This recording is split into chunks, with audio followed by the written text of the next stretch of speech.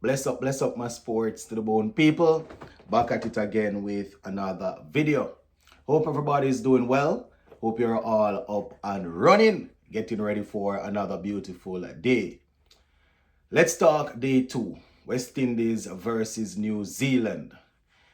Oh my word. This one, my viewers and subscribers.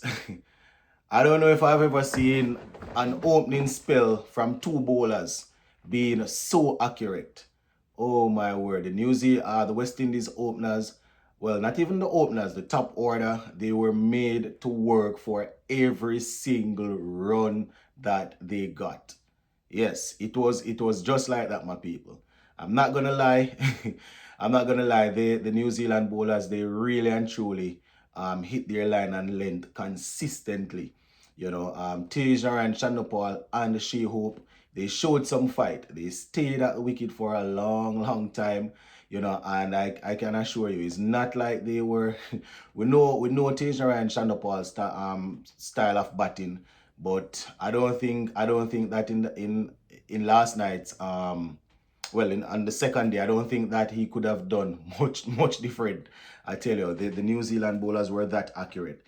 So before we get to our batting though, our bowlers, they went out there and they wrapped things up real quick.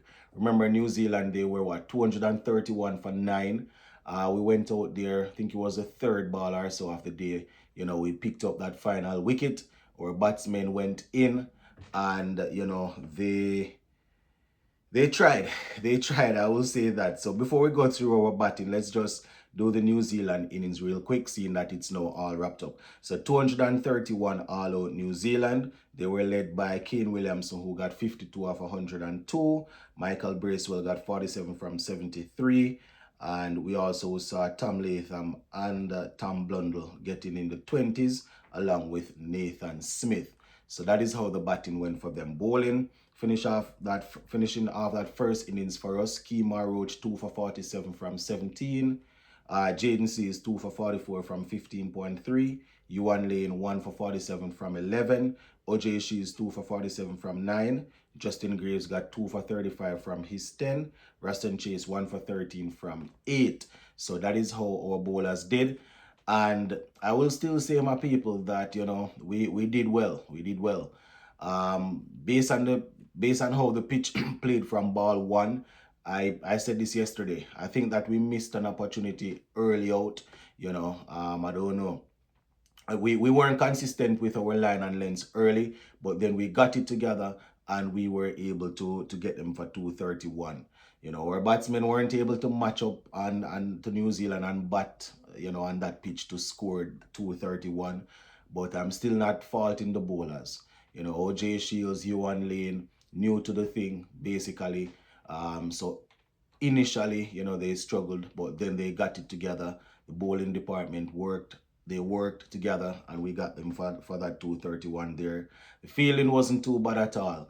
The feeling that New Zealand put down last night, I can tell you, if that was West Indies, my head would still be spinning right now. New Zealand, they put down probably about 4 or 5 catches.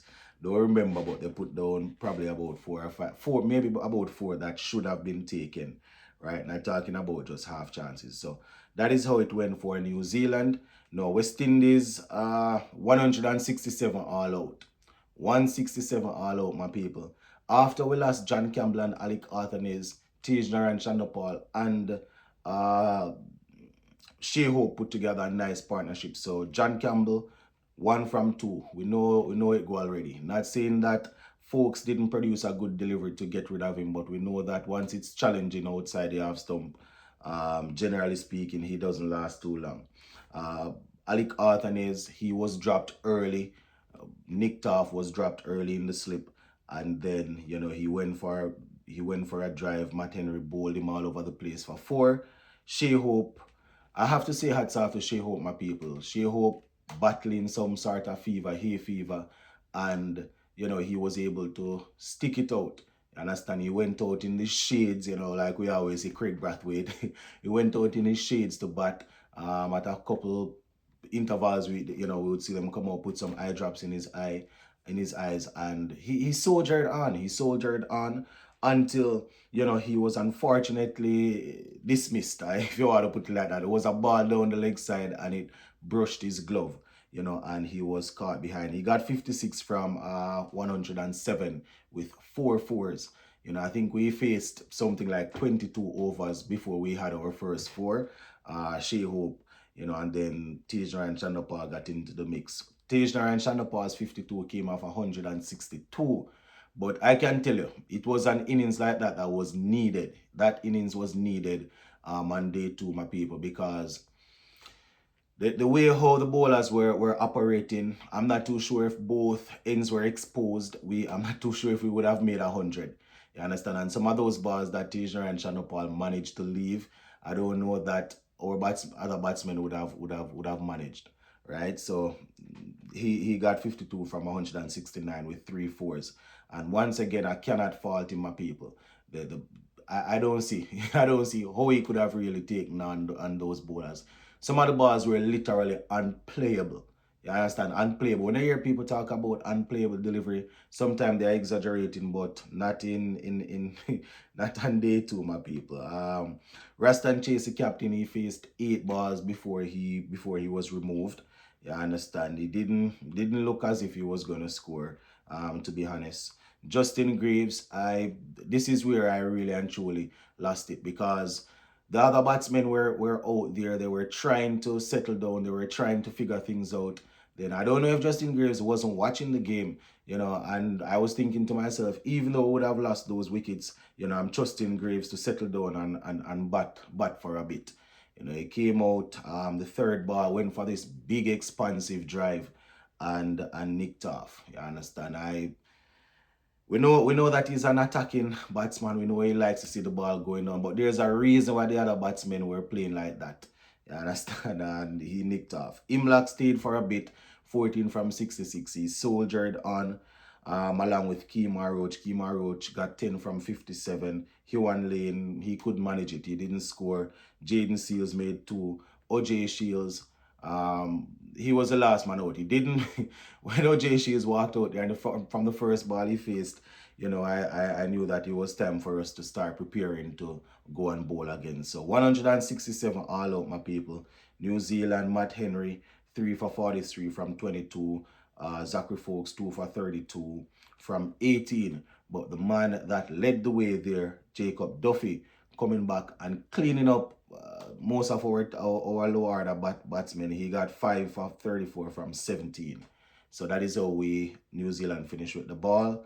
And 167 is what we got. So New Zealand, they went back into bat. I fell asleep at the break, so I didn't see the 32 that New Zealand scored. But they got 32 off 7 overs, right? 32 off 7 overs.